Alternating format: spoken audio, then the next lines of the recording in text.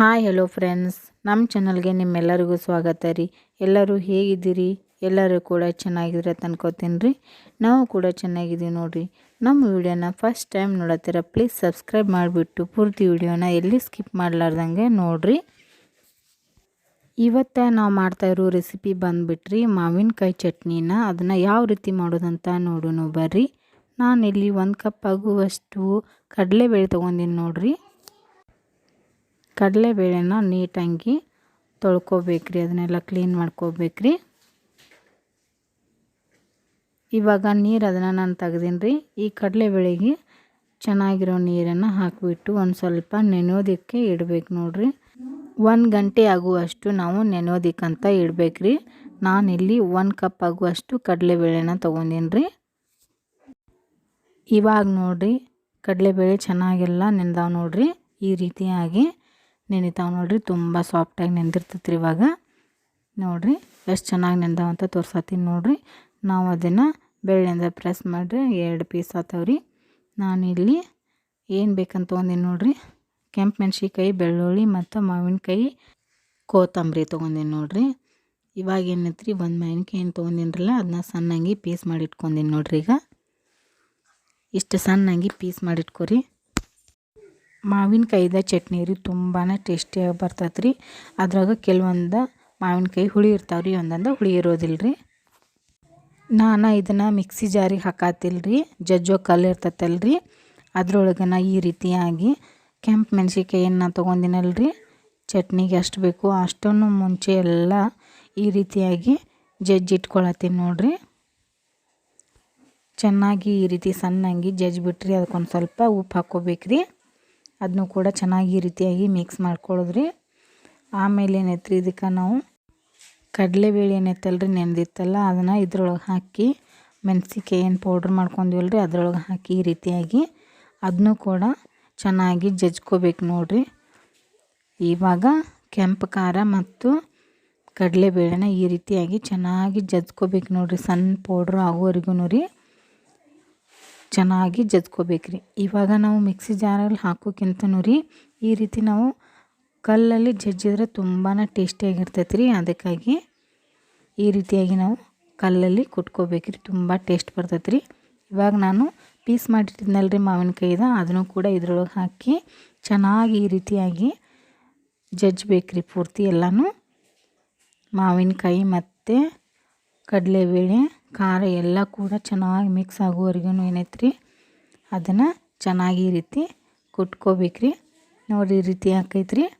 ಅದನ್ನು ಸ್ವಲ್ಪ ಚೆನ್ನಾಗಿ ಮಿಕ್ಸ್ ಮಾಡಿರಿ. ಮತ್ತು ಒಂದು ಸ್ಪೂನ್ ಸಹಾಯದಿಂದ ಚೆನ್ನಾಗಿ ಮಿಕ್ಸ್ ಮಾಡಿ, ಮತ್ತು ದಪ್ಪ ಇರೋ ಮಾವಿನಕಾಯಿ ಏನಿರ್ತೈತಲ್ರಿ ಅದನ್ನು ಕೂಡ ಸಾಫ್ಟ್ ಆಗೋವರೆಗೂ ಈ ರೀತಿಯಾಗಿ ಚೆನ್ನಾಗಿ ಮಿಕ್ಸ್ ಮಾಡಿಬಿಟ್ರಿ. ಕಲ್ಲಿಂದ ಈ ರೀತಿ ಕುಟ್ಟಿದ್ರೆ ರೀ ತುಂಬಾ ಟೇಸ್ಟ್ ಬರ್ತೈತೆ ನೋಡಿರಿ.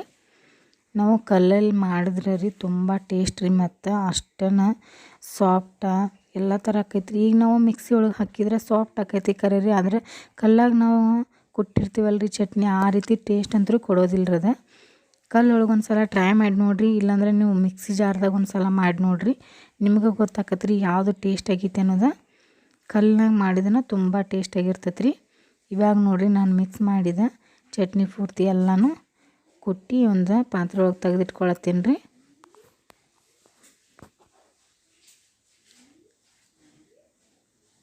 ಇದೇ ರೀತಿ ಏನೈತ್ರಿ, ಇನ್ನು ಕಡಲೆಬೇಳೆ ಎಲ್ಲನೂ ಚೆನ್ನಾಗಿ ಅದನ್ನು ಅದೇ ರೀತಿಯಾಗಿ ಸೇಮ ಎಲ್ಲನೂ ಪೌಡ್ರಾಗಿ ಕುಟ್ಬೇಕ್ರಿ. ಇದೇ ರೀತಿ ತುಂಬಾ ಚೆನ್ನಾಗಿರ್ತೈತೆ ರೀ. ಇದೇನು ಭಾಳ ಟೈಮ್ ಆಗಂಗಿಲ್ಲ ರೀ ಕೊಟ್ಟೋದಕ್ಕೆ, ಅದೇನು ಸ್ವಲ್ಪ ಹೊತ್ನಾಗ ಆಕೈತೆ ರೀ, ಅಷ್ಟೇ ಚೆನ್ನಾಗಿ ಬರ್ತೈತೆ ನೋಡಿರಿ. ನಾವು ಮಿಕ್ಸಿ ಒಳಗೆ ಫಾಸ್ಟ್ ಆಕೈತೆ ಅಂತ ಮಾಡ್ತೀವಿ ಕರೆ ರೀ, ಆದರೆ ಇಷ್ಟೊಂದು ಸ್ವಾದ ಟೇಸ್ಟಾಗಿ ಕೊಡೋದಿಲ್ಲ ರೀ. ಅದಕ್ಕಾಗಲಿ ಯಾವಾಗಲಾದರೂ ಒಂದು ಸಾರಿ ಈ ರೀತಿ ನಾವು ಕೈಯಿಂದ ಕುಟ್ಟೋ ಕಲ್ಲು ಇರ್ತೈತಲ್ರಿ ಅದ್ರೊಳಗೆ ಒಂದೊಂದು ಸಾರಿ ಮಾಡಿ ತಿನ್ಬೇಕ್ರಿ. ನಮ್ಗೆ ಫಾಸ್ಟಾಗಿ ಬೇಕಾದಾಗ ಮಿಕ್ಸಿಗೆ ಬೇಕಾದ್ರೆ ಹಾಕ್ಕೋಬೋದು ರೀ. ಈ ರೀತಿಯಾಗಿ ನೀವು ಕೂಡ ಮಾಡಿ ನೋಡಿರಿ ಒಂದು ಸಲ, ನಿಮಗೂ ತುಂಬಾ ಇಷ್ಟ ಆಕೈತೆ ರೀ. ಅಷ್ಟು ಟೇಸ್ಟಿಯಾಗಿರೋ ಚಟ್ನಿ ವಾಪಸ್ ಇನ್ನೊಂದು ಸಲ ತಿನ್ಬೇಕು ಅನ್ನಿಸ್ತೈತೆ ನೋಡಿರಿ. ಇವಾಗ ನಾವು ಇದಕ್ಕೆ ಕೆಂಪು ಮೆಣಸಿನ್ಕಾಯಿ ಯೂಸ್ ಮಾಡಿವಲ್ರಿ, ಅದನ್ನ ನೀವು ಬೇಕಂದ್ರೆ ಹಸಿ ಮೆಣಸಿನ್ಕಾಯಿ ಕೂಡ ಯೂಸ್ ಮಾಡ್ಕೋಬೋದು ರೀ. ಈಗ ನಾನು ಬೇಳೆ ಎಲ್ಲ ಕುಟ್ಟಿ ತೆಗ್ದಿನಲ್ರಿ, ಇನ್ನು ಮಾವಿನಕಾಯಿ ಐತಲ್ರಿ ಅದನ್ನೂ ಕೂಡ ಈ ರೀತಿಯಾಗಿ ಚೆನ್ನಾಗಿ ಕುಟ್ಕೋಬೇಕ್ರಿ. ಕುಟ್ಟಿದ ನಂತರ ಈಗೇನು ನಾವು ಮುಂಚೆ ಎಲ್ಲ ಸಪ್ರೇಟಾಗಿ ಇಟ್ಕೊಂಡಿನಲ್ರಿ ಅದ್ರೊಳಗೆ ಈ ಮಾವಿನಕಾಯಿನ ಮಿಕ್ಸ್ ಮಾಡ್ಕೋಬೋದು ರೀ.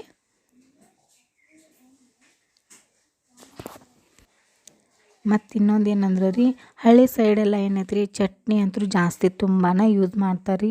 ಎಲ್ಲ ಥರದ್ದು ಇದಿಲ್ಲ ಅನ್ನೋದಿಲ್ಲ ನೋಡಿರಿ, ಯಾವುದಿದ್ರೂ ಅದ್ರ ಚಟ್ನಿ ಜಾಸ್ತಿ ಮಾಡ್ತಾರೆ ರೀ. ಬೇಳೆ ಚಟ್ನಿ ರೀ ಮತ್ತು ಮಾವಿನಕಾಯಿ ಚಟ್ನಿ ರೀ. ಇವಾಗ ನೋಡಿರಿ ನಾನು ಇದಕ್ಕೆ ಬೆಳ್ಳುಳ್ಳಿ ಕೂಡ ಹಾಕ್ಕೊಳತ್ತೀನಿ ರೀ. ಬೆಳ್ಳುಳ್ಳಿ ಹಾಕಿದ್ರಿಂದ ತುಂಬಾ ಸ್ವಾದಾಗಿ ಬರ್ತೈತೆ ರೀ, ಅಷ್ಟು ಟೇಸ್ಟ್ ಕೊಡ್ತೈತೆ ನೋಡಿರಿ. ಮಕ್ಕಳು ಜಾಸ್ತಿ ಚಟ್ನಿ ಎಲ್ಲ ತಿನ್ನೋಕೆ ಬೇಡ ಅಂತಿರ್ತಾರೆ ನೋಡಿರಿ. ಮಾವಿನಕಾಯಿ ತಿಂತಿರ್ತಾರೆ, ಆದರೆ ಚಟ್ನಿ ತಿನ್ನಂಗಿಲ್ಲ ರೀ. ಅವಾಗೇನೈತ್ರಿ, ಈ ರೀತಿ ಸ್ವಲ್ಪ ರೀ ಈ ರೀತಿ ಚಟ್ನಿ ಮಾಡಿಬಿಟ್ರಿ, ಅದ್ರೊಳಗೊಂದು ಸ್ವಲ್ಪ ತುಪ್ಪ ಹಾಕಿ ಮಕ್ಕಳಿಗೆ ಕೊಟ್ಟರೆ ಮಕ್ಕಳು ಕೂಡ ಅವರು ಇಷ್ಟಪಟ್ಟು ತಿಂತಾರೆ ರೀ.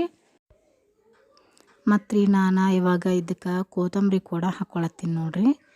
ಚೆನ್ನಾಗಿ ಕೊತ್ತಂಬರಿ ಹಾಕ್ಕೊಂಡು ಈ ರೀತಿಯಾಗಿ ಮಿಕ್ಸ್ ಮಾಡ್ಬೇಕ್ರಿ ಅದನ್ನು ಕೂಡ ಅದರೊಳಗೆ ಚೆನ್ನಾಗಿ. ಮತ್ತು ನಾನು ಇದಕ್ಕೆ ರೀ ಇವಾಗ ನೋಡಿರಿ ಜೀರಿಗೆ ಹಾಕ್ಕೊಳತ್ತೀನಿ ರೀ. ಮತ್ತು ಇದಕ್ಕೆ ನಾನು ಅಜ್ವಾನ್ ಕೂಡ ಇದ್ರೊಳಗೆ ಮಿಕ್ಸ್ ಮಾಡ್ಕೊಳತ್ತೀನಿ ನೋಡಿರಿ.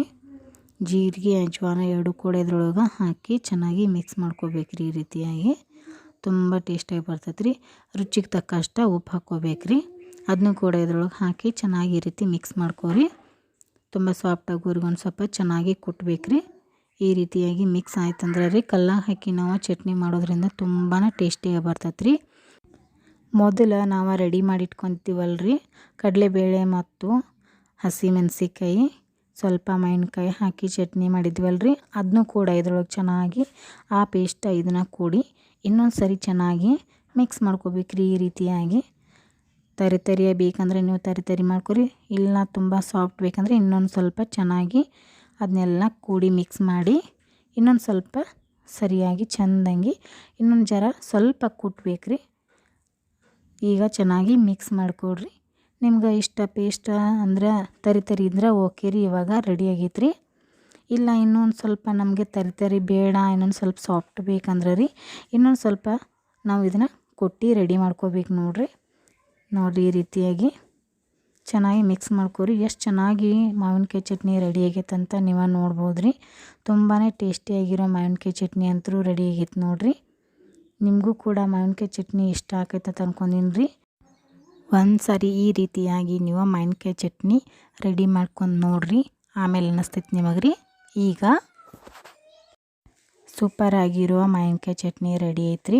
ನಮ್ಮ ವಿಡಿಯೋ ನಿಮ್ಗೆ ಇಷ್ಟ ಆದರೆ ಲೈಕ್ ಮಾಡಿರಿ, ಶೇರ್ ಮಾಡಿರಿ, ಸಪೋರ್ಟ್ ಮಾಡಿರಿ. ಪ್ಲೀಸ್ ನಮ್ಮ ಚಾನಲ್ಗೆ ಸಬ್ಸ್ಕ್ರೈಬ್ ಮಾಡಿರಿ. ಮುಂದೆ ಬರೋ ವಿಡಿಯೋಗಳಿಗೆ ಕೂಡ ಚೆನ್ನಾಗಿ ಸಪೋರ್ಟ್ ಮಾಡ್ತೀರ ಅಂತ ಅಂದ್ಕೊಂಡಿನಿ ರೀ. ಥ್ಯಾಂಕ್ ಯು ರೀ.